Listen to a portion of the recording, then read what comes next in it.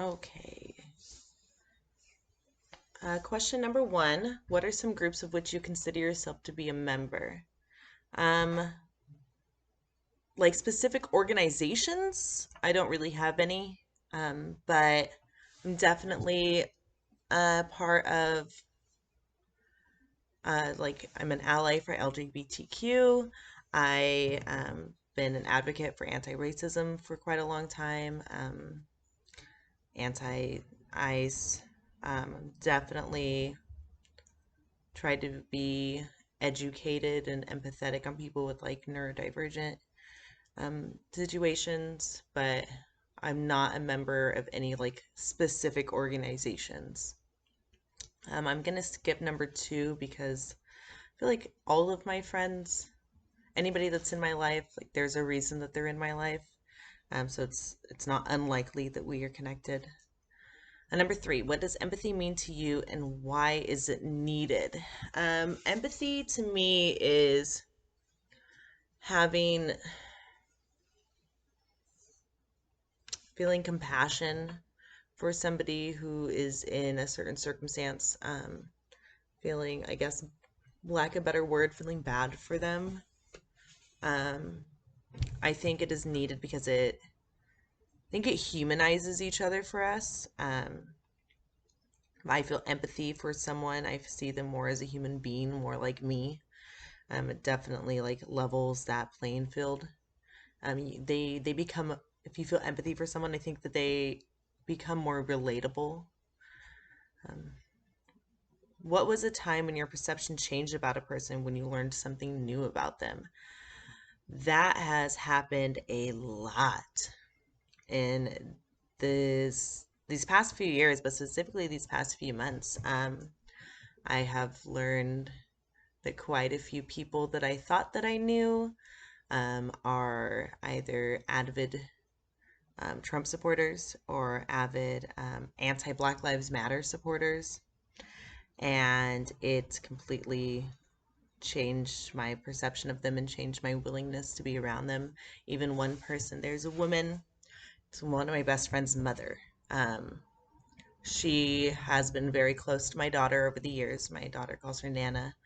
She'll go over there. She's always helped with like childcare. And she posted, she always posts borderline racist things on the internet, but she's so crazy. She posted a very racist thing about COVID-19 and it being it's all the Chinese fault and just very, very racist things about the Chinese culture. And then also posted things about being like very anti-Black Lives Matter, how they're all just black thugs, which is very like normal terms for the media to use against them, all the protesters. And I immediately cut her out of my life and I said, I'm sorry, but I can't have you around my daughter. I can't like I understand that you're set in your ways, but it doesn't give you an excuse not to be educated on these things. Um, and while I respect your opinion, no matter how difficult that is for me to do, doesn't mean I can allow it in my life or my daughter's life because what I don't want my daughter to think that it's okay for people to be racist or say she's very much one of those she'll say a racist term and go, oh no, but that's not what I mean, or no, but not you, I mean this subgroup of this race. And that's not the type of role model that I want in our lives. Can you think of some way to better accommodate the deaf community? I think everyone should learn ASL. I think every single one should learn every person should learn ASL. And I think that we should have subtitles in movie theaters. I recently saw a posting about that online about how subtitles on Netflix are a great thing. A lot of us use them even when we don't have difficulty hearing. And I think I never thought about how most people in the deaf community can't go to the movie theaters. They can't experience that. At least not fully, you know. I mean, I guess they could and still like watch the visuals, but they wouldn't fully understand what's going on, all the subcontext. And like all you'd have to do is put subtitles, put CC captions. And I think that would solve a lot of issues and it would be a a small step to including a huge group of people. Have you educated a loved one about different ways of life or points of view or perceptions? LGBTQU, deaf, neurodivergent. Okay. Yeah, my mom every day. My mom has always been one of those. My mom's an ex-drug addict, and my mom used to be a very big party girl, and my mom's just very not good about educating herself about the world. Um, she's always been relatively open-minded, but she just doesn't, lack a better term, she's never really known any better. She's always been growing up. She was one of those that would say like the N word, and she could because she has a black friend.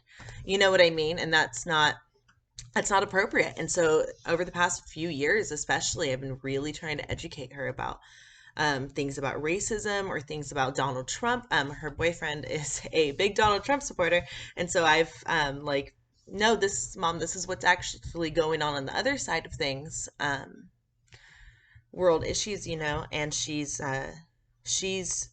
she still needs progress, but she's been willing to learn and she's been changing like slowly every day, and I think that's so important and so wonderful, especially for our family's future.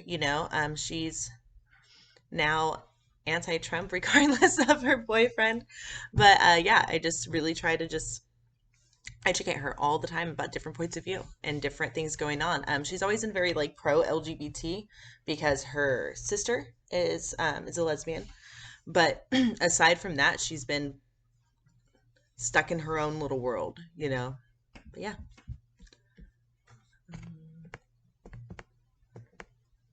That